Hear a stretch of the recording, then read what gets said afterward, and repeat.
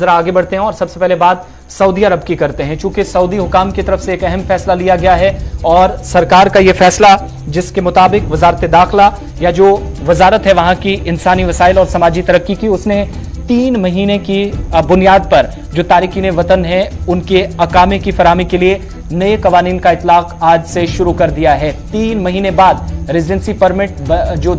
इससे पहले तकरीबन साल या 1.5 साल के बाद कई लोग रिन्यू करवाते थे, मगर उसको अब नए कवानीन में लाकर आज से जिस कानून के मुताबिक काम शुरू हुआ है 3 महीने के बाद अब इसको कानून के मुताबिक रिन्यू भी करवाना होगा। लेकिन इसके असरात भारत पाकिस्तान पर या जम्मू कश्मीर तक के शहरियों पर क्या कुछ होगा, ये जानने के लिए और भी डिटेल्स में चलेंगे और रहमत कलीम स्टूडियो में हमारे साथ इस वक्त ज्वाइन कर चुके हैं। रहमत, बहुत शुक्रिया ज्वाइन करने के लिए। पहले तो ये बताएं कि इस फैसले का आसान लफ्जों में मतलब कैसे समझा जाए और भारत के शहरियों पर इसका असर क्या होगा?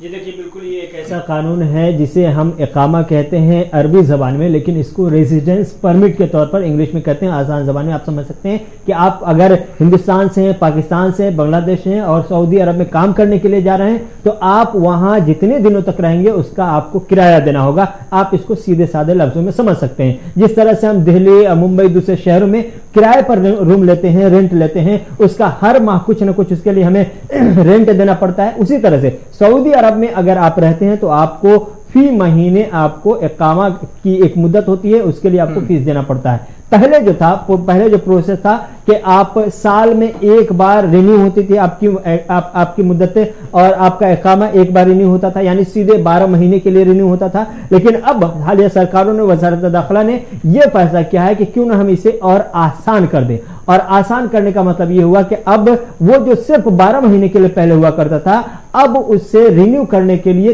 3 महीने के लिए आप भी करा सकते हैं, 6 महीने के लिए भी करा सकते हैं, आप 9 महीने के लिए करा सकते हैं और 12 महीने के लिए भी करा सकते हैं। यह तरीका एक आसान तरीका हो गया दोनों तरह से। लेकिन पहले होता था क्या कि आमतौर से जो लेबर क्लास है, जो हिंदुस्तान से जाता था, जम्मू कश्मीर से हो, बिहार से हो, यूपी से हो, महाराष्ट्र से हो, कहीं से हो, अगर वो जाता था सऊदी अरब किसी कंपनी के थ्रू, कंपनी वाले उन्हें इकामा देते थे। पहले इकामा जो कंपनी की तरफ से दिया जाता था उसकी मुद्दत 1 साल तक होती थी। दरमियान में अगर वो कंपनी छोड़ना चाहता है तो उसके लिए खरूज लगवाना पड़ता था या फिर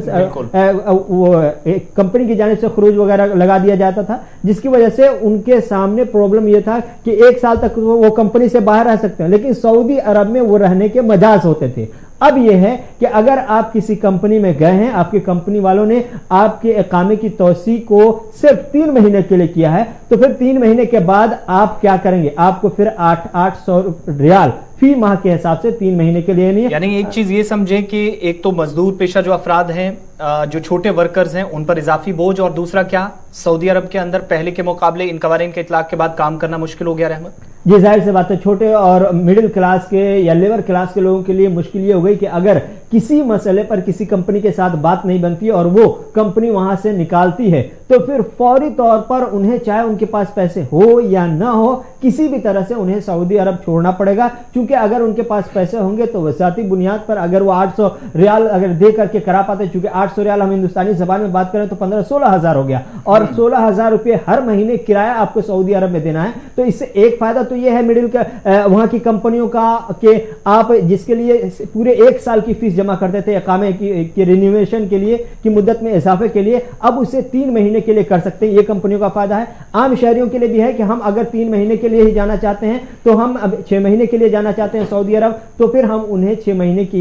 लिए ही बाकायदा तौर पर इकामे। अच्छा, एक चीज और भी क्लियर कीजिएगा, क्या इसमें कोई इस तरह की कोई पॉइंट मेंशन किया गया है? चूंकि बहुत सारे लोग छुट्टी पे आते हैं, छुट्टी के बाद वापस वो जाते हैं, तो बहुत सारे लोगों के पास जो वर्क परमिट होता है, रेजिडेंसी परमिट या वर्क परमिट कह लीजिए, वो यहां से जाएंगे, आधा वक्त यहां गुजरा है, वापस जाकर उन्हें तकरीबन 5-6 महीनों बाद रिन्यू करवाना है, वो कैंसिल हो जाएगा और नए सिरे से वो बनाना होगा? नहीं, जो मुद्दत होगी, अगर आप उस मुद्दत में अब खरूज निहाई एक टर्म वहां इस्तेमाल किया जाता है, अगर वो खरूज निहाई लगवा करके आप आते हैं तो फिर वो आपके एक्सटेंशन को खत्म होगा, आप जाने के वक्त फिर से आपको इकामा लेना होगा नई मुद्दत के लिए। अगर वो खरूज निहाई आपको नहीं लगता है, उसके बावजूद आप बाहर निकल पाते हैं, तो फिर आपके लिए वो ऑप्शन बाकी रहेगा कि बकिया मुद्दत तक आप सऊदी अरब में रह सकते हैं। लेकिन यह है कि एक प्रोसेस जो अब तक के था, एक बड़ी रकम जमा करनी थी, करीब 9,600 रियाल रुपए 600 रियाल जमा करना होता था साल में एक बार इकामा की तौसी के लिए। वो एक बोझ कम जरूर हुआ है, लेकिन जो लेबर क्लास है, जो दूसरे मुल्कों से जाते हैं, हिंदुस्तान पाकिस्तान से, उनके ऊपर एक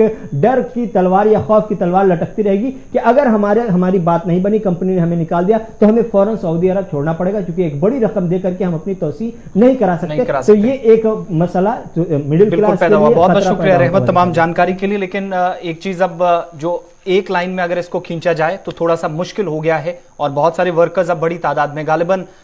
जो साल के आदादोशुमार सामने आते हैं तो उसमें पता चलता है कि 5.5 लाख के आसपास जो वर्कर्स हैं वो सिर्फ हिंदुस्तान से सऊदी अरब जाते हैं कामकाज की गर्ज से, मुख्तलिफ फिर वो कंपनियों के अंदर, और कुछ मजदूरी करते हैं, कुछ जो प्राइवेट इदारों के अंदर काम करते हैं, उन पर इसके असरात